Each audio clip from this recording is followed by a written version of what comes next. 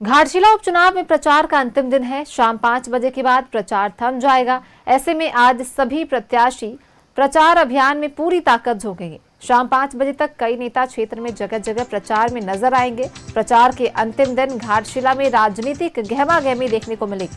इस उपचुनाव में कुल 13 प्रत्याशी चुनावी दंगल में हैं, जिसमें जेएमएम की तरफ से दिवंगत पूर्व मंत्री रामदास सोरेन के बेटे सोमेश सोरेन, बीजेपी की तरफ से चंपई सोरेन के बेटे बाबूलाल सोरेन, जेएलकेएम की तरफ से रामदास मुर्मू भी शामिल है। वहीं 11 नवंबर को यहां वोट डाले जाएंगे। 14 को बिहार के परिणाम के साथ रिजल्ट आएगा।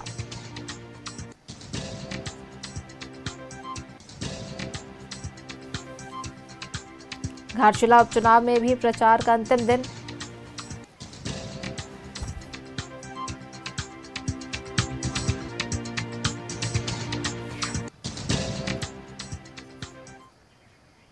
और इसी पर ज्यादा जानकारी के साथ सहयोगी राकेश हमारे साथ जुड़ गए। सीधा उनका रुख कर लेते हैं। राकेश, घाटशिला उपचुनाव को लेकर प्रचार प्रसार का आज अंतिम दिन है। जितने भी दिग्गज हैं आज पूरी ताकत लगाने की कोशिश करेंगे। किन किन नेताओं, किन किन स्टार प्रचारकों की आज जो है सभा आयोजित है?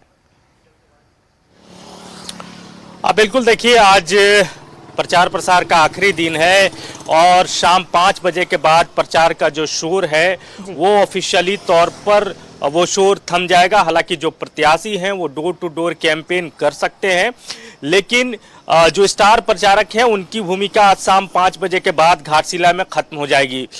आप देखेंगे कि आज दोनों तरफ से पूरी जोर आजमाइश लगाई जाएगी। मुख्यमंत्री हेमंत सोरेन का रोड शो है। अब से थोड़ी देर के बाद मुख्यमंत्री हेमंत सोरेन रोड शो करेंगे।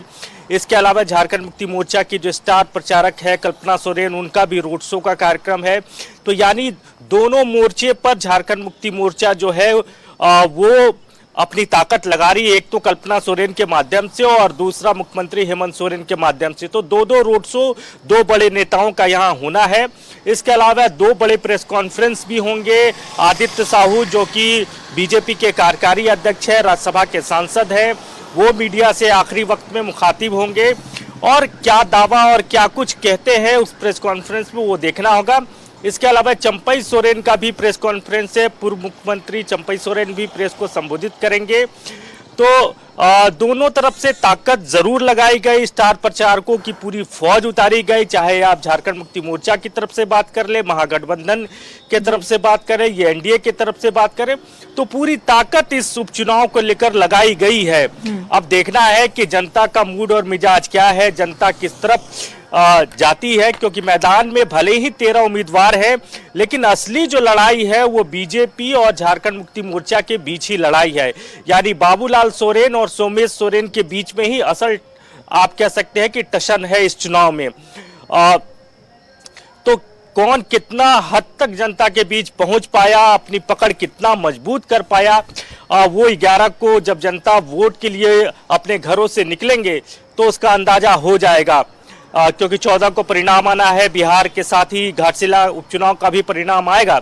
तो आज का दिन बेहद महत्वपूर्ण है। शाम 5 बजे तक आप देखेंगे कि पूरी ताकत लगाई जाएगी। जहां तक लोग नहीं पहुंच पाए उन जगहों पर पहुंचने की बात है। और पूर्णिमा साहू का भी आज कार्यक्रम है।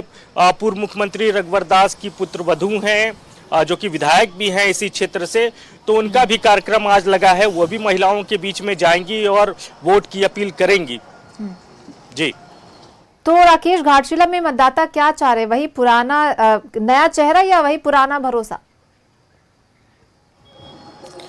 अब देखिए, ये तो मतदाताओं के अंदर की बात है। उस पर क्या कुछ वो सोचते हैं वो तो परिणाम जब आएगा तो ही पता चल पाएगा कि नया चेहरा उनको चाहिए या पुराने पर वो दांव लगाते हैं। लेकिन दोनों की अपनी अपनी कोशिशें हैं, अपने अपने वादे हैं, अपने अपने स्टाइल में आप कह सकते हैं कि चुनाव को साधने की कोशिश की गई है। बाबूलाल सोरेन इससे पहले भी उम्मीदवार थे। अच्छा वोट भी उनको आया था, लेकिन 22,000 वोटों से उनकी हार हुई थी। तो उस 22,000 वोट को क्या बीजेपी इस चुनाव में पाट पाती है, कम कर पाती है, ये देखना होगा। दूसरी तरफ सोमेश सोरेन जो कि दिवंगत रामदास सोरेन के बड़े बेटे हैं और सहानुभूति की लहर पर सवार है। उनको लगता है कि सहानुभूति एक बड़ा फैक्टर यहाँ है। दूसरी तरफ मैया सम्मान योजना को लेकर भी इस क्षेत्र में चर्चा है और लगातार झारखंड मुक्ति मोर्चा के नेता तमाम चुनावी मंच से इस बात को कहते भी रहे हैं। तो उसका इम्पैक्ट कितना पड़ता है ये भी देखना होगा। और जो बीजेपी जिस बात को लेकर पूरे चुनाव में उठाती रही है कि आदिवासियों की हित ये सरकार नहीं कर पा रही है, तो आदिवासी अस्मिता का भी सवाल है, राष्ट्रवाद का सवाल है, घुसपैठ का सवाल है। तो इस पर जनता कितना मोटिवेट होती है ये भी देखना होगा। तो सब कुछ अब वोटरों के हाथ में है, जनता के हाथ में है। जनता का जिसको प्यार स्नेह मिलेगा वो यहाँ से जीतेगा। बिल्कुल राकेश, तो इस उपचुनाव का नतीजा भले ही एक सीट पर हो, लेकिन असर जो है पूरे झारखंड की राजनीति पर पड़ेगा। अब देखने वाली बात होगी जनता किसे अपना समर्थन देती है। बहुत बहुत धन्यवाद हमारे साथ जुड़ने के लिए और इन तमाम जानकारी को साझा करने के लिए।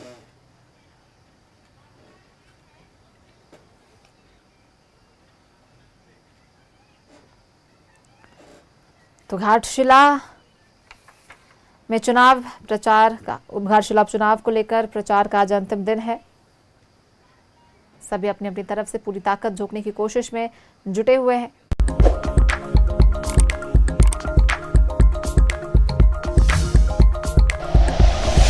Like and share videos, subscribe करें हमारा चैनल और प्रेस करें बेल आइकॉन। न्यूज़ 11 भारत, सच है तो दिखेगा।